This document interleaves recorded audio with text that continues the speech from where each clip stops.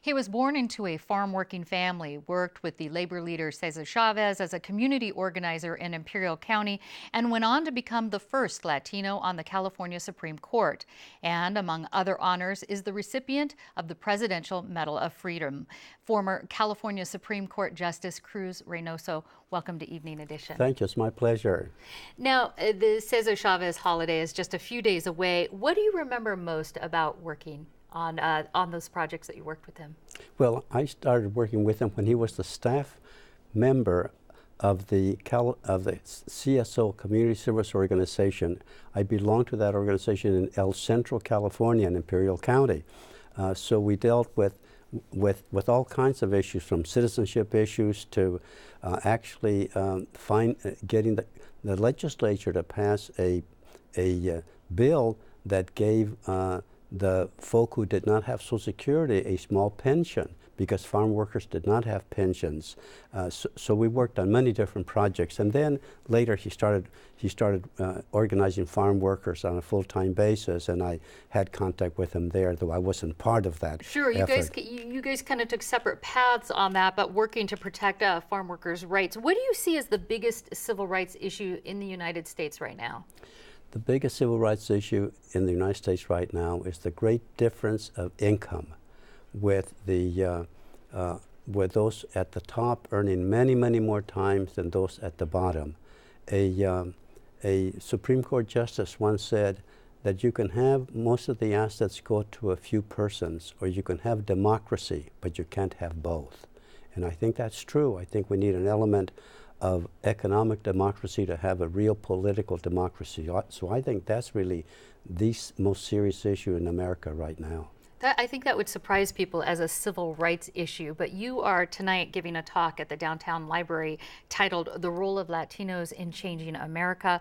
What roles do you see Latinos play, specifically, do you think they will play in the upcoming 2016 election? I think the Latinos, now being 38% of the population in California, have a very serious responsibility to assure that that the United States, which will be like California ethnically and racially in 20, 30, 40 years, has that experiment be a success in California, so that we, despite difference of ethnicity, race, religion, and so on, have a common notion of what we would like California to be and the United States to be.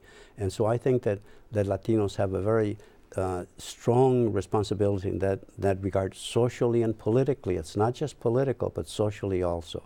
On that note, many Latino voters seem to be called, or seem to remain, a sleeping giant here in California. Why do you think that is? Well, there's several reasons. One is that the Latino population is considerably younger than other groups in California, so some are not old enough to vote yet. Then secondly, quite a few of them are not citizens, so they can't vote.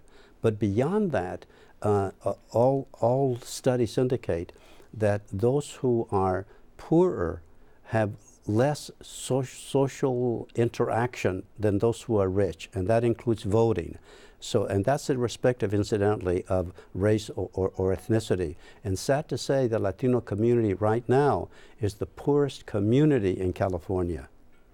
Governor Jerry Brown appointed you to the California Supreme Court back in 1981. You were the first Latino, again, on the court, but 5 years later, you and two other justices were recalled over death penalty rulings.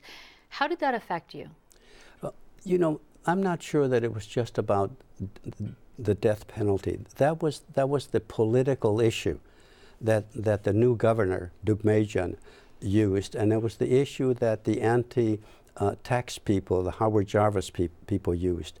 In fact, I think they were unhappy with the way the California Supreme Court had been ruling for at least 50 years, at a time when it was considered the most prestigious state Supreme Court in the nation.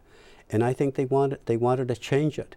So they saw that since it was going, their polls indicate the campaign against Rose Bird, Chief Justice Rose Bird, who was the first woman to be appointed, was going well. They figured they might as well try to take over the court, which they succeeded. I hope the reality that they went after the first woman, the first Chicano, and a Jewish member was not the reason they went against us. I think it's really that they thought that we were the most politically vulnerable. And they were right. But I must say that I'm still proud of the work that we did on the Supreme Court and the tradition that the Supreme Court had always had at that time.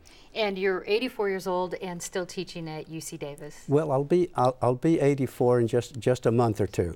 So I'm aging you here. Well, former California Supreme Court Justice Cruz Reynoso, thank you so much for joining us. And I want to let folks know that they can hear Justice Reynoso's speech, The Role of Latinos in a Changing America, tonight at 7 at the San Diego Central Library in downtown. Admission is free. For details, go to kpbs.org.